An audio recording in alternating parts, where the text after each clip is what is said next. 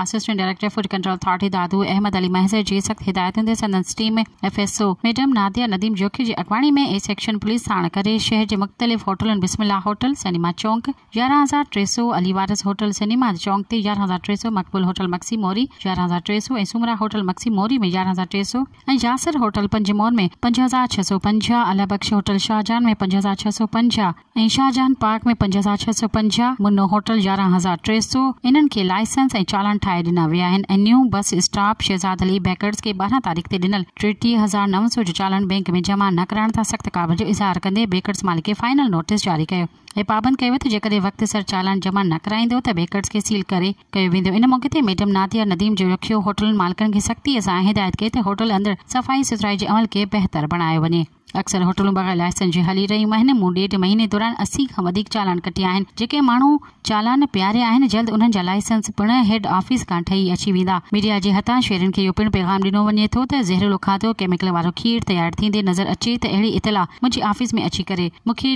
ॾियनि निशानदेही कनि। फूड कंट्रोल अथॉरिटी जी टीम उते ज़रूर कार्रवाई कंदी ऐं हुन इहो पिणु चयो त फूड कंट्रोल अथॉरिटी जी टीम रोज़ाने जी बुनियाद ते मुख़्तलिफ़ होटलनि जी विज़िट कंदी गैर मयारी ऐं केमिकल वारो खीर जी चकास कंदी जेको इंसानी जान लाइ हानिकार आहे। इन जो इस्तेमाल हरगिज़ बर्दाश्त न कयो वेंदो। कंहिं बि होटल ते केमिकल वारो खीर मिलियो त उन होटल मालिक ते फूड अथॉरिटी जी टीम हद थाणे ते केस दाख़िल कराईंदी ऐं हिन होटल खे बि सील महर कयो वेंदो।